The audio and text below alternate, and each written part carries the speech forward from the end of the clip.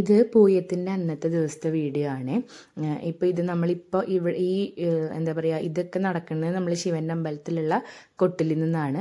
നമ്മൾ ഈ കൊട്ടിലിൽ നിന്ന് നമ്മളുടെ കാവടിയൊക്കെ നിറച്ചിട്ട് എണ്ണയൊക്കെ നമ്മൾ ഓരോരുത്തർക്കും ഓരോ കാവടി വഴിപാടായിട്ടുണ്ടാവുമല്ലോ, അത് കാവടിയൊക്കെ നിറച്ച് നമ്മളുടെ കോവിലിലേക്ക് പോകും. ഇതൊക്കെ നമ്മളുടെ കസിൻസാണ്. ഇങ്ങനെയുള്ള പരിപാടികളൊക്കെ വരുമ്പോഴാണ് നമ്മളുടെ കസിൻസിനെ ഒക്കെ കാണുന്നത്. പിന്നെ അതൊരു ഭയങ്കര ഒരു സന്തോഷമുള്ളൊരു കാര്യം കൂടിയാണ്.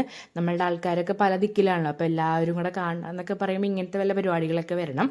അപ്പോൾ ഇതൊക്കെ ഓരോരുത്തരുടെ വഴിപാട് കാവടികളാണ്. അങ്ങനെ വലിയ വലിയ കാവടികളൊന്നുമല്ല, എല്ലാവർക്കും പിടിക്കാൻ പറ്റുന്ന കാവടികളാണ്. കാരണം ഓരോരുത്തരുടെ കാവടി ഓരോരുത്തരുടെ വഴിപാടായിരിക്കും.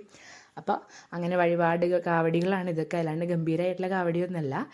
അങ്ങനെ നമ്മൾ കാവടിയൊക്കെ നിറച്ച് നമ്മളുടെ അമ്പലത്തിലെത്തി. നല്ല ചുട്ട് പഴുത്ത റോട്ടിൽ കൂടിയാണ് വരണത്. കാരണം അത്രയും ചൂടാണ്. നമ്മൾ എന്തെങ്കിലും പാപമൊക്കെ ചെയ്തിട്ടുണ്ടെങ്കിൽ അതൊക്കെ തീർന്നുണ്ടാവും. കുഞ്ഞു പിള്ളേരൊക്കെയാണ് ഈ താലമൊക്കെ പിടിക്കാനുണ്ടായിരുന്നത്. പക്ഷെ നല്ല എന്താ പറയുക, ആ സമയത്ത് കുഴപ്പമൊന്നും ഉണ്ടാവില്ലല്ലോ. അപ്പോൾ അങ്ങനെ നമ്മൾ വേഗം കോവിലിലേക്ക് എത്തി. ഇതൊക്കെ നമ്മൾ നിറച്ച കാവടികളൊക്കെ അഴിച്ചിട്ട് ഭഗവാനെ അഭിഷേകിക്കും. അതൊക്കെ കഴിഞ്ഞ് നമുക്കിന്ന് ഊണൊക്കെ ഉണ്ട്. പക്ഷേ ഇത് രാത്രിയിലത്തെ ഊണാണ് കേട്ടോ. നമുക്ക് രാത്രി ഊണുണ്ട്. ഈ രാത്രി അതിൻ്റെ ഇടയിലുള്ള വീഡിയോസൊന്നും എനിക്ക് എടുക്കാൻ പറ്റിയില്ല. ഇത് രാത്രി ഊണ് കഴിക്കണതാണ്. ഈ രാത്രി ഊണൊക്കെ കഴിഞ്ഞിട്ട് വേണം വേറൊരു കൊട്ടിലുണ്ട്, ആ കൊട്ടിലേക്ക് പോയിട്ട് വൈകുന്നേരമാണ് ഈ ഭസ്മക്കാവടിയൊക്കെ കൊണ്ടുവരിക. അപ്പോൾ അതിന് വേണ്ടിയിട്ട് എല്ലാവരെയും ആദ്യത്തെ ട്രിപ്പിൽ തന്നെ എല്ലാവരെയും ഊണൊക്കെ കഴിച്ച് കഴിഞ്ഞിട്ട് വേണം നമുക്ക് ഇവിടെ നിന്ന് എല്ലാവർക്കും കൂടി അങ്ങോട്ട് പോകാനായിട്ട്.